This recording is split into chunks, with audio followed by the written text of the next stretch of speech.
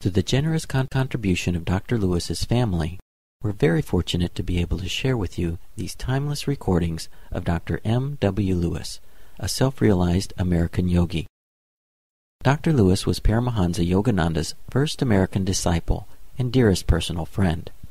The wisdom Dr. Lewis imparts through these teachings will give you a dynamic and practical insight into the ancient science of yoga as taught by Paramahansa Yogananda. This lecture's title is Can Thought Change Matter? And was delivered in San Diego, California on February 21st, 1953. Subject this morning is, can thought change matter? Thought can change matter. Because the divine consciousness, as the mind, has produced all things. Our bodies all matter. And therefore it can control and change matter. Mind is the end of the river of God's consciousness. Mind is one with divine mind. The consciousness in our mind is one with the divine consciousness as it flows from God the Father down through the successive stages into our body. It is the end of the river of God. Mind, as you know, has the three parts: waking mind, subconscious mind, and superconscious mind. Now, whatever pattern of thought is in that mind, if we reinforce it with divine will, with our soul's consciousness plus the power of God's will, that pattern will be materialized just like our bodies have been materialized. And so when the pattern changes, due to the power of God, so the matter, which is simply a materialization of the pattern, changes. And so we must keep the pattern right. Remember that. Keep the pattern in your mind right. Just as a simple illustration, you've seen some people, they never seem to change. They look the same. Why? Because the pattern is kept the same. Others change considerably. Under certain conditions, the pattern in the mind changes, and the life force flowing through that pattern changes the body or matter. Now let us discuss just for a moment about mind.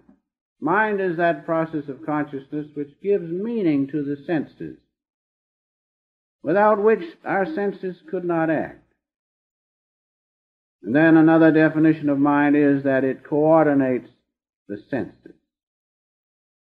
Now, sometimes we have mind operating in an unorganized way. Then it is swayed by the senses, by passion, and by emotion. And on the other hand, we have the organized mind, which operates with a sort of reasoning, although it is not true reason. Rather, it operates from inference. But still, this mind is not sure. That's the thing we must remember, unless we reinforce it with soul consciousness and God's will. This directs the life force, and then mind operates in an organized way. We can take the illustration of a group of men, a gang of men working. They can work in an unorganized way, being governed by the whims of various members, or they can work in an organized way following one who is in charge of them. When they work that way, then we see the results. And so mind is like that.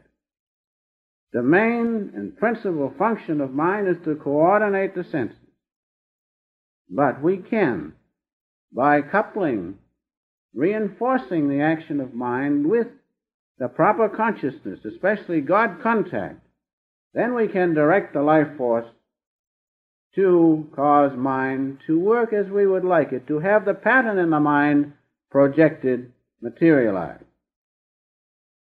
So much for mind.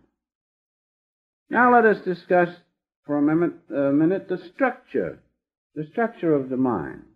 It has two component parts, principal parts. The mind stuff. You've heard of mind stuff. That's the fine material of God's consciousness out of which the mind is manufactured. We have the mind stuff, known the Sanskrit word as chitta, chitta. Then we have another part of mind which we must pay strict attention to. And these are, so to speak, the waves in the mind. The waves in the mind stuff, called the vitrittis. I'd rather spell these Sanskrit words than try to pronounce them. Vitris, I should say. These are the waves in the mind stuff. Now, what causes these waves? This is the important thing. They are caused by the pranic energy.